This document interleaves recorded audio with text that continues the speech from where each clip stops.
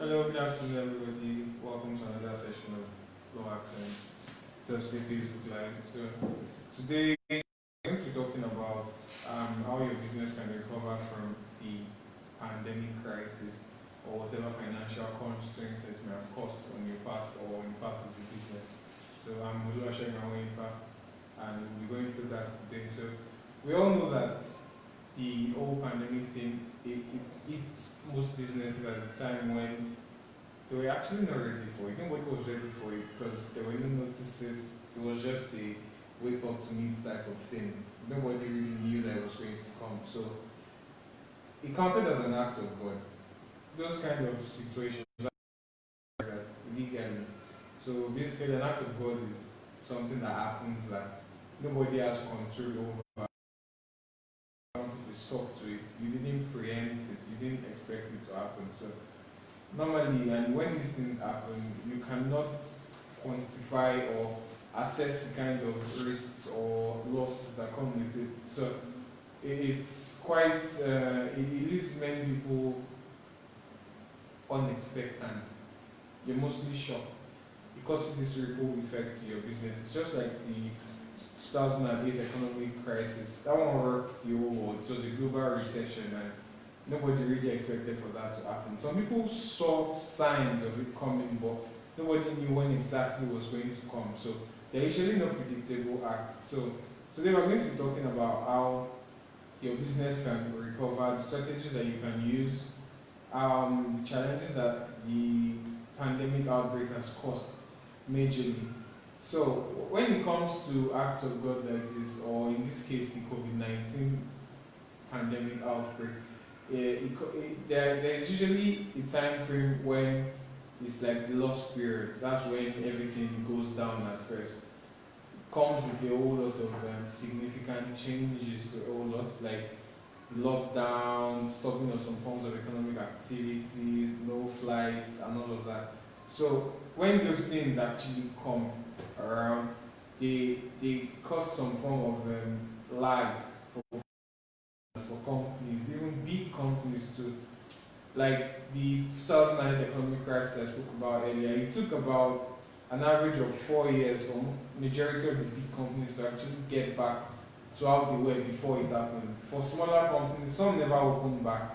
Some it took them up to like 6 years, 7 years, some even 10 before they could get back up to normal status. So we are going to be going through ways that can actually facilitate that to make things faster. So while we are going through this conversation, you hear me say a whole lot about enterprise resilience, financial resilience, but to break it down really, so we don't go into too much technical terms.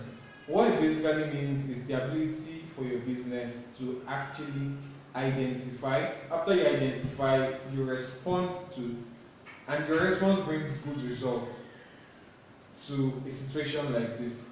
So it's like your rate of recovery, how fast you can bounce back after something like this has happened. So many companies, businesses had very little resilience before the pandemic came. Many people were running on losses. Many businesses were running on a lot of credit that they had issued out to customers that they're not cashed in. They're running on debt. People are taking loans. So it was quite. It made people. It caught people very much off guard. But then, by the time we're done with this, I'm sure if anything like this is going to happen again, you'll be on your toes and ready, and whatever it is that may come, you will always be prepared. So some of the challenges that the pandemic has brought about, there has been a change in like value chain for majority of the sectors. So like the medical sector now, there is like more work rate for them because there is a whole lot to be done on their part. So, but for other sectors of the economy like manufacturing, retail, restaurants, for example, things have changed like drastically. People can't sit in to eat in the restaurants anymore, and that would on your part cost like some form of additional cost that you have to bear to, for example, get more takeaway parts or take out items, take out disposable spoon, take out disposable cups, getting more of PET bottles, PET bottles than classic glass bottles. So that has really been like it has really affected them, so to say. So we'll be going through some of the challenges now. So apart from affecting the value chain, the financial status of many firms, people have to spend additionally because they didn't plan to spend that kind of money. So you have businesses that, while trying to stay alive during the pandemic, they must have paid workers' salaries while they were not working and all those kind of situations. It's a different scenario, but you as a business owner, some people took pay cuts, some had concessions, but others just did it because they put themselves in their employee shoes, so to say. So all of those things could have caused losses for your business, could have caused losses for majority of companies. So then health and safety too. Your employees can't come to work like I mentioned, like they ought to. They can't get close to each other. Everybody knows the story with what the COVID-19 has caused. So I don't want to dwell so much on that. So in responding to the pandemic now, for business, the first thing that I think every business should highlight is the level of or the impact that the pandemic outbreak actually had on your business. So it weighs differently. It's relative. There's a variation for different businesses. So you supply, say, sanitizers, for example, you have a business boom. But on the other end, there's someone that deals in, like I mentioned earlier, that's a restaurant that deals in food. And it's just a very, very horrible time for them. Because nobody wants to eat out anymore and all of that. So you first identify the risk, like the impact of the pandemic on your business. And this is going to take like a whole lot of thought. You need to actually sit down and think it through. Like, okay, so this is what the pandemic cost for me. I lost this, I lost that. When you're done assessing the impact of the pandemic on your business, the next thing to do is to actually think of what happens next. You think beyond take it that it has already happened. You may have incurred losses. So how do we get these losses fixed? How do we go back to full operations? How do we get back our heads above the water, so to say?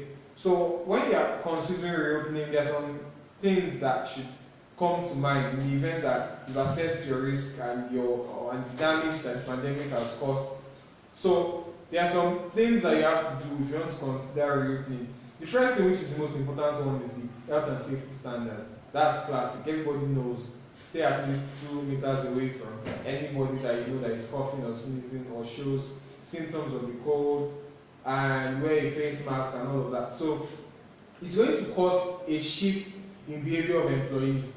So companies like that run like manufacturing lines, for example, now, and need like a whole lot of employees, lots of staff. There has to be variance. They can't all come at the same time.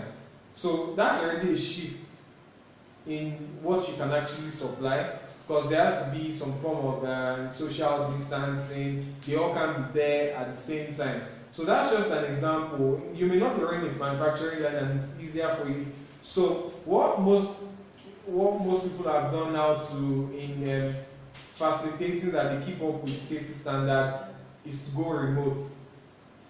The presence of your employees that can be dispensed with. There are people that actually do not need to sit in the office space. There are people that don't need to be within a building. First thing to do is to prioritize your task. So by the time you prioritize your task, it helps you know when exactly diseases people need to come in.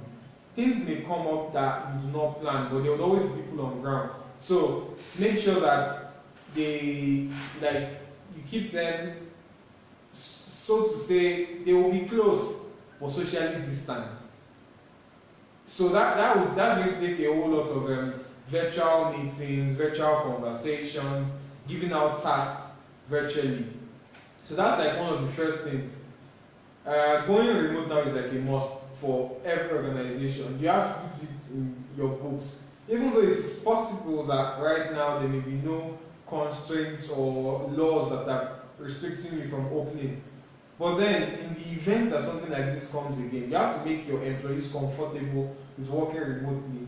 There must be an assessment process, supervision process, and everything has to be in play so that in the event that anything like this comes up, you are prepared. So apart from the health and safety standards, there is taking your business online.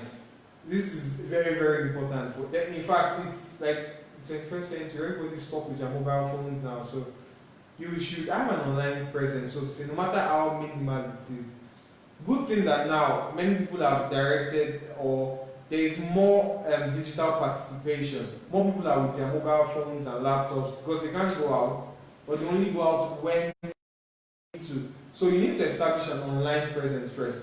Either you create a website or you just make your business more active on social media platforms. You create some form of awareness. People know what exactly it is that you do. They know how they can get through to you. They know what they can get from you. So say you are into services, for example, now you don't have physical goods that can be delivered. People do not necessarily need to see you to request for your services or to ask for advice, so to say. So that can be done virtually to a very, very large extent. The whole process can be done virtually. So when you successfully establish your business online, another thing that is important is in the value chain. So the value chain is basically how your operations go through. Let's say, for example, now you deal in selling children's shoes. The first thing is actually ordering from wherever it is, from whatever country it is, you're bringing it into Nigeria. So your entire value chain, you need to find a way to modify it, so to say, such that it suits or it befits whatever it is. So this is going to be affected by constant disruption. You should always be ready to change.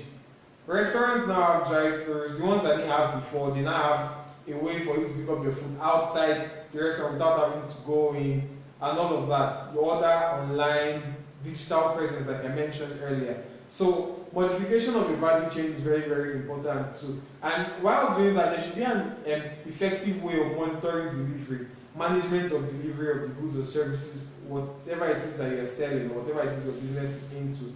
So for those that have physical products, it's even easier because now you have there are options that you can use. You could choose third party, dispatch. You could even get concessions by going into agreements with them to always fast rate, or you could spend on logistics for your company to ensure that goods are moving out at the same time. For services like I mentioned earlier, it's much easier. That can be done virtually. Everybody's on Zoom, you use Zoom, a video call, texting, collaborative online spaces where you can work at the same time and everybody sees what you're doing. So that should be put into effect too. Then aside from effective money, then there's adopting a new business model. So your business model is like the framework for your business, how you do things. Let me just put it that way. Like I mentioned earlier, we don't want to go too much into technical terms. So you need to modify your business model and your operations. What this does is that it allows room for some form of rapid development. Development that normally wouldn't be so like spontaneous development, something that could just happen like bam and you're already shifted because you preempted the news was going to happen. I'm sure if people knew that this thing was going to happen, they would have stocked up. Even stocking up at some point wasn't helping because you run out eventually. So modify your business model. Try to ensure that you have a database for your customers. Always be in touch with them. You could create like loyalty programs that would make people want to patronize you more. There are many incentives that can be given by you as a business owner. And always remember that those incentives do not have to be cost intensive. It could be something as little as buy 5 and get 1 free. But in your back end or on your back end, you already calculated how that makes it effective. People are attracted to whatever business it is that you are delivering when there is some form of value aside from the product that they are getting. It could be your customer service, it could be your fast delivery or the quality of your product. But there should always be something distinctive that keeps you away. So another thing to do now is to do like a SWOT analysis. Monitor what your competitors are doing. And by competitors, well, that could be other small businesses within your industrial space or bigger firms, bigger companies. Just look out for what they are doing. Look at how they are doing things now. Trust me, you could break down their 50-step process to your business that needs 7 steps, and it works perfectly for you. It gives you insight and just how well you can prepare for those things. And then, like I mentioned earlier, that companies are running on debt, loans, and all of that. When you have a credit status or your business is such that it allows for you to give credit to customers or clients whatsoever, you should always try to monitor it. Say, there are people right now that owe your business money before the pandemic. So everybody's excuse is that the pandemic affected their work, there's not so much money flowing, or the cash flow now is quite is strange and it's not flowing the way it used to. So you can arrange for periodic payments with these people. Let them just know that. So that something is coming in. In the event that you know that it will become bad debt, money that just goes poof, and it's bad for your business, it affects you. Because who knows, you'll be running on the loan and you have to repay it. But then, when there is a constant flow, like on your cash receivable portfolio, you keep getting at least part of the money while it lasts. It goes in a very, very long way in helping you. So adopting technologies, like I've gone on and on about that. The core business activities of some forms of business have been disrupted, so to say. So you know that this major thing that I do, it's not possible for me to do it the way I used to. So what you can do is think about other smaller parts of it that are surrounding it. It takes a whole lot, and at the same time, it may not take a whole lot. There could be those small things that you think, well, why do I need to do this? Or if everybody's doing it, every other person is doing it, you could do it different. So you take those little things that surround your core business activity and actually start them too. Say before maybe you sell food and all of that, and people can order online, you could incorporate the drink process into it too. You could incorporate a whole lot, expand your menu, even though you do it in a way that it doesn't affect you, it doesn't have a bad toll on your business, because customer orientation has changed too. Customers do not want to have to go to anywhere to pick things up and all of that. So you need to take all those things into consideration when you are expanding your current operations to ensure that that expansion does not make you fall into the same position that you were before. So assessing financial damage is actually a very, very important one here. And take a second look at your business plan. Then sometimes some businesses right now, they need funding to recover. You need some forms of money to recover. So the first thing that you should do is to make sure you eliminate all forms of credit, like I mentioned earlier. Get all your money back. It's a starting point. When you do that, you can then consider how you plan on getting more financing. Maybe issue out equities or something, or a loan that is peculiar for your business. There are SME loans. There's been a whole lot of incentives flying around because of the COVID. You could tap into that and actually get those loans, get the financing to help you recover from whatever losses it is that the pandemic may have caused to your business. So by recovering, it gets you back to the point where you were before the pandemic. Only now you have a wider perspective, you have more orientation. There's been a shift in everything, shift in demand curves to some product, shifts in supply curves. Some people have to make twice the amount of products they were making before the pandemic because now they are in high demand, so to say. So when you do that, it helps you to keep your business going in the sense of it.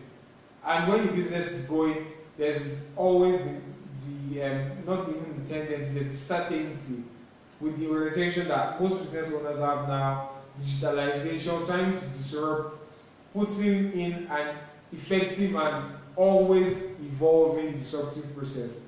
So you should, as much as possible, try to digitalize all aspects of your business supply chain or value chain that needed some form of physical presence before. You can digitalize everything. So the only places where you need physical contact, maybe you need to deliver your products physical, or you need to deliver some form of physical product or get from your supplier. So those are like the only times. So get your finance, but recover first. Always try to recover first. As a business owner, something has happened now. It has happened. Some people dwell on it. Like I mentioned earlier, it's bitter truth, but many businesses are actually not going to open back. Some are gone. They would have to rebrand and actually think of something else to do. So aside from that, there's one more I would like to add. So actually, aside from recovery, you should actually revamp your budget too. By revamping your budget, basically what I mean is that there were some things that were on your budget list before that need to be taken off now. Some companies, some businesses have gone fully virtual. So it's not an office space. The money that was put into an office space can be converted into creating like online presence. So instead of sitting in the office with like 8 people before, those people work from wherever it is they are. But then you have more customers to deal with because the money that was put into getting an office space is now being put into something else. Online advertising, digital marketing, content creation that is going to attract a whole lot of customers. So aside that, make sure that your employees, that's those that are working with you, give them this, I don't want to call it constant training, so to say, but in the event that you can successfully put all the steps I've mentioned earlier into play, let them be on their toes and give them the more, is it discipline I'll call it now? Because working remotely can be, I don't know, relaxing, so to say. So there's a tendency they might not perform the way they were performing before. So you need to give them the orientation that they can actually work better now that they are on a flexible working plan. They can work better, and that the business is going to be getting a large flow in of customers or consumers, whatever. But just make sure that your employees emotionally and even their expertise too. So your digital marketer or the people in your marketing department before can take courses. There are a lot of digital marketing to expand using Google Analytics. You know what exactly people are requesting for now, how they like it. And like I mentioned earlier, study your competitors. They do better than what they are doing. That's going to give you like an edge because this person sells this, but this person sells the same thing, but it's giving me additional this. Because when I buy, there's a higher tendency that if you do a buy 5 get 1 free offer, you would sell. I don't want to go into math now, but people would most likely want to buy 5 every time. That's more money. So the cost that it takes to sell individual one for each and delivering all those, you already spend that, incorporate it into delivering 5 or 6 at the same time. So the additional cost for that one can be offset because now there's more inventory going out, there's more money coming in, and it's to like how would I put it? It's clustered buying to the same person. So, but that's just analysis. Not necessarily, you may not be dealing in products where you can actually do 5 for 1. So, in the event that you can put all these things into play, I'd like to go into more areas, but well, we like to keep it short this time. So, when you do all these things, you should notify your customers. You could have their phone numbers. You should always have a customer database as a business owner. It's funny that I'm mentioning it. Some people actually do have it. So if someone next thing they do is that order is done. Moving on. Snooze the number. You should have a database. So there's a tendency someone that got something from you before would want to use you again. If you give good service, or if your products were good, or they got some added form of value. So your database, you notify your customers about your intention to reopen. If you have already reopened, you can give them a reminder that you actually have reopened. So social media, emails, don't spam, emails, whichever way it is, create a website, redirect people there. There's a higher tendency they would click just for fun in the first place, but they will always remember, yeah, this person has so. So that's going to help you to a very, very large extent. So just make sure that, and something I'm going to talk about too, yeah, before I forget, you should be prepared for something like this on the line. Whatever it is you do, have some backup financing. Like I said, digitalize every aspect of your business that it is possible to do. If it means outsourcing to companies that could do it, it could be cheaper to even outsource. You do it. Go virtual. Use digital space to your advantage. Not only for marketing too, even for operations too, it could work. So other areas that I would like to talk about: hiring workforce, talent management. Only hire the people that you need. Many people got laid off because businesses came to the realization that we actually do not need these people. They don't need to be here. So, as a business owner, entrepreneur, company, whatever, people on board that you need. People hire maybe so, oh, he was so good, we felt like we couldn't let him go. But the pandemic opened it all up. People wanted to lay people off. Even banks wanted to lay people off. It was that bad. So in that event, let them just, your talent manager, human resources, only take people that you need at the time when you need them. Don't over hire, don't hire based on some recommendations. So whatever it is that comes next, just be prepared. Always modify your business model from time to time until you can fully operate on a large scale the way much bigger companies are operating. Many people have digitalized. So that would basically be pretty much it for this edition. We'll be having another session next week again with one of my colleagues. It promises to be quite fun. That's the word I'll use. I'll say insightful. Yeah, learning is learning, but learning is sweeter when there's fun attached to it. So I'll see you guys some other time. Stay safe, stay home, go out on when you need to. Have a nice day. Alright, thank you.